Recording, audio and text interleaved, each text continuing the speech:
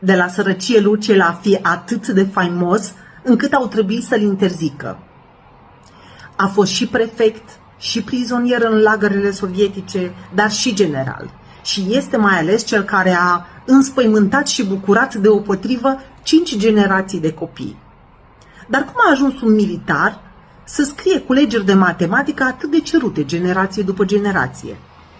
S-a născut în 1912 în Vrancea, într-o familie cu 7 copii.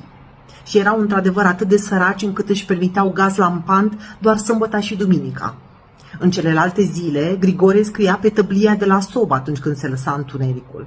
Însă, acest copil, hărăzit ca și frații săi prășitului și trăieratului, primește într-o bună zi de la unchiul său, fratele mamei sale, o carte numită 1001 probleme. Carte care va deveni atât refugiul său cât și rampa sa pentru un loc la școală, după ce câștigă un concurs de matematică unde Grigore Gheba era singurul care purta opinci. Face școala de ofițeri, se căsătorește la 24 de ani, iar 6 ani mai târziu pleacă la război contra rușilor în Transnistria.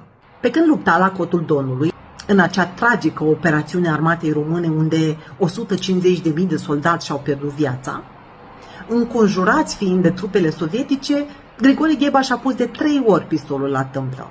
Însă imaginea mamei sale l-a făcut să renunțe la sinucidere.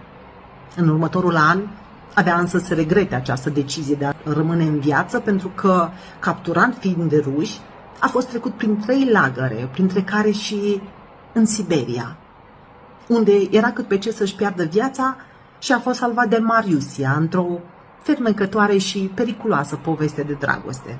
Tot Mariusia l-a sfătuit să intre în divizia Tudor Vladimirescu. Această divizie era constituită din 12.000 de români în principal, prizonieri de război, care aveau de ales între a rămâne prizonieri în gulag sau să treacă de partea aliaților. De altfel, crimă de înaltă trădare pe timp de război.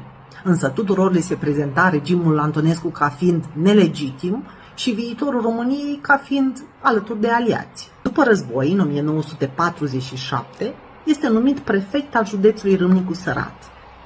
Dar, pentru că Grigore Gheba refuză în mod constant să se înscrie în Partidul Comunist, conflictele cu autoritățile comuniste sunt la ordinea zilei, așa că dimisionează și urmează apoi Facultatea de Matematică din București. Devine profesor și, fiind angrenat în acest sistem de învățământ, își dă seama că nici măcar profesorii nu înțeleg ceea ce trebuie să le predea elevilor. Așa că, în ajutorul lor, scrie o culegere de matematică, care are un succes răsunător și care atrage după sine alte 30 de culegeri de matematică, în peste 6 milioane de exemplare. Prima sa culegere a fost scrisă în anul 1958, iar ultima rând avea deja 91 de ani. În 1975 i s-a interzis să-și mai publice culegerile, pentru că devenise prea faimos în propria țară, lucru care i-a deranjat pe șefii comuniști. Dar Grigore Gheba a continuat să lucreze la culegerile sale, așa că atunci când i-au ridicat interdicția, a publicat câte 3-4 culegeri pe an. În dimineața zilei de 6 septembrie 2004, a făcut un atac de cor și a murit înainte să-și termine culegerile pe care se pregătea să le publice.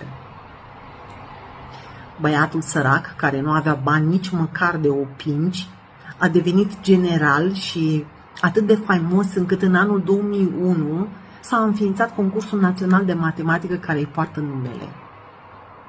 Și toate acestea în ciuda șicanelor, pentru că Grigore Gheba nu s-a înscris niciodată în Partidul Comunist.